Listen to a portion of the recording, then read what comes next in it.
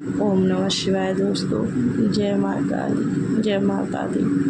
तो मैं इस वीडियो में आपको कुछ उपाय लेकर आई हूँ, वो बताने वाली हूँ। तो जिन दो चीज़ों का भोग अगर आप माता को लगाते हैं तो माता दौड़ी दौड़ी आपके घर में प्रवेश करती हैं, आपके घर में उनका वास होता है और आपके घर में जितने भी दुख तकलीफ़ और परेशानियां होती हैं उन सब परेशानियों का नाश करती हैं। चाहे वो परेशानी पैसे से जुड़ी हो, बीमारी से जुड़ी हो, कोर्ट कचहरी से जुड़ी हो या नकारात्मक से जुड़ी हुई हो, उन सभी परेशानियों का अंत माँ करती हैं। यह जो दो भोग मैं आपको बताने जा रही हूँ, यह भोग माँ काली को भी प्रिय है, माँ दुर्गा को भी है और माँ वैष्णव को भी प्रिय है, या 10 महाविद्या या 9 दुर्गा माता उनको भी प्रिय है।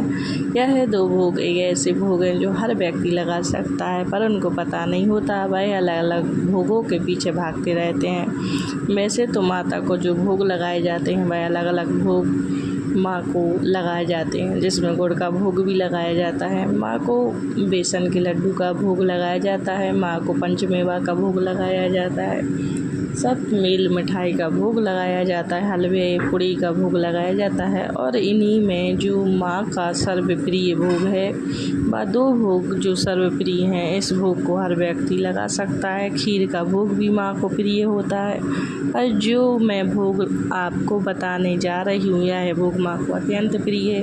अधिकतर लोगों को इसके विषय में नहीं पता, तो क्या भोग है, कैसे लगाना है, पूरी जानकारी आज की वीडियो में आपको मिलेगी।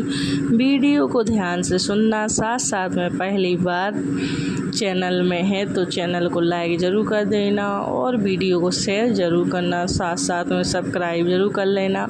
आपके सीधे हाथ पे जो लाल कलर का बटन है सब्सक्राइब कर, उसे दबा के चैनल को सब्सक्राइब कर दीजिए, बेल आइकन को दबाएं।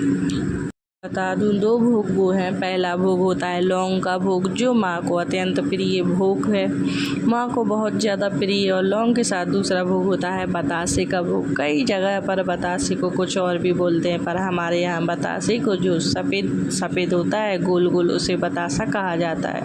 लौंग बतासा जैसे आपने माँ की आरती में भी सुना है ना, आप आरती में भी सुनते हो माँ की, लौंग बतासे ध्वजा नारियल ले माता तेरे द्वार खड़े। तो लौंग और बतासे का भोग माँ को अत्यंत प्रिय है। अगर आप लौंग बतासे का भोग माँ को कपूर पर देते हैं, आरती पर देते हैं, जो कंडा होता है या जो गोला होता है, खोपड़ा होता है, सूखा, अगर आप उस पर देते हैं तो बहुत तीव्र माँ अपनी ऊर्जा आपको प्रदान करती है। लौंग 2 लौंग ले सकते हैं आप, एक और बतासा सुबह और शाम भी आप दे सकते हैं। इस भोग को सुबह और शाम लौंग बतासे का भोग माँ को बहुत जल्दी जागृत करता है। आपको बता दूं कि माता की शक्ति को जागृत करने के लिए जहाँ मंत्रों की आवश्यकता पड़ती है, वही अहम रोल भोग का भी होता है। जब आपको यह पता होता है कि भोग कैसे देना होता है, भोग का तरीका क्या होता है, तो बहुत जल्दी माता रानी प्रसन्न होती हैं। क्योंकि हो चाहे वह कोई जीव हो, चाहे वह कोई देवता हो, क्योंकि देवताओं को भी हवन के माध्यम से, यज्ञ के माध्यम से आहुति दी जाती है, भोग दिया जाता है, जिससे उनकी पावर बढ़ती है, शक्ति उनकी बढ़ती है और वह हम पर कृपा करती है। तो यही भोग एक सक्षम छोटे रूप में आप दे रहे हैं। लौंग और बतासे का भोग अगर आपके पास कुछ भी नहीं है, लड्डू नहीं है, पेड़ा नहीं है, बर्फ़ी नहीं है, पंचमेवा नहीं है, तो सिर्फ लौंग और बतासे का भोग एक टाइम में 2 लौंग और 1 बतासा, शाम को भी 2 लौंग और 1 बतासा, यानी सुबह 2 लौंग और 1 बतासा, शाम को भी 2 लौंग 1 बतासा। तो लगभग आपको रोज़ाना का जो खर्चा होगा वो मान लीजिए 2 नर पारब का एक खर्चा होगा आपका, पर उससे जो ऊर्जा निकलेगी, उससे जो ऊर्जा आपको प्राप्त होगी वो बहुत तीव्र ऊर्जा होगी। बतासे के भोग से जो माँ की कृपा आपको प्राप्त होगी वो बहुत ज़्यादा तीव्र कृपा प्राप्त होगी।